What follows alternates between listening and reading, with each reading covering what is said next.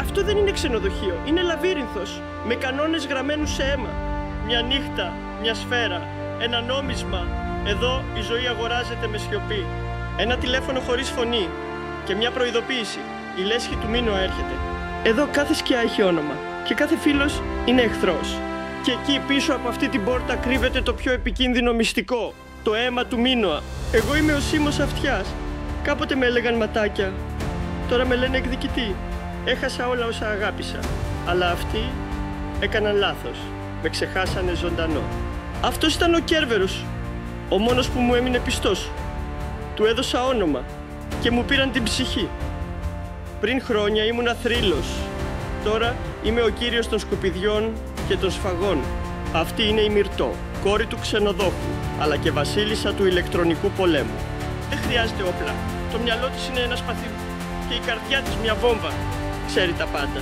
Πού κρύβονται, πώς σκοτώνουν και πότε θα πεθάνουν. Μαζί θα κάψουμε αυτόν τον κόσμο. Αλλά πρώτα θα τον κομματιάσουμε. Κάθε σφαίρα της λέει μια ιστορία. Η δική μου λέει τέλος. Αυτός είναι ο ξενοδόχος. Δεν πουλάει δωμάτια, πουλάει συμφωνίες θανάτου. Το σπαθί του έχει γευτεί περισσότερο αίμα από ότι ο ίνος των νερών. Κρατάει το πιο σκοτεινό μυστικό. Ένα κερί που δίνει αθανασία και τρελαίνει. Όσοι παραβιάζουν τους κανόνες του μαθαίνουν. Η τιμωρία είναι τέχνη. Τα κοράκια του μεταφέρουν μηνύματα. Το τελευταίο έρχονται. Αυτή είναι η συμμορία και αυτός ο αρχηγός της. Με ένα βλέμμα του καθαρίζει. Από μακριά σου δίνει ένα χαμόγελο. Από κοντά μια σφαίρα. Αυτή δεν χρειάζεται όπλα. Μια σταγόνα της και ο θάνατος σου είναι ποίηση.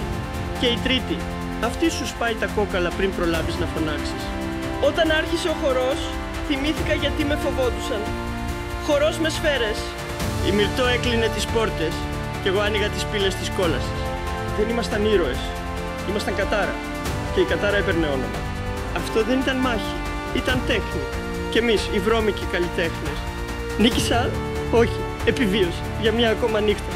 Η Μυρτώ κρατάει το μυστικό και εγώ κρατάω την υπόσχεση. Το ξενοδοχείο έγινε στάχτη. Αλλά από τις στάχτες του ξυπνούνε δαίμονες. Αυτό το κερί δεν δίνει αθανασία. Δίνει τύψεις και πείνα για αίμα.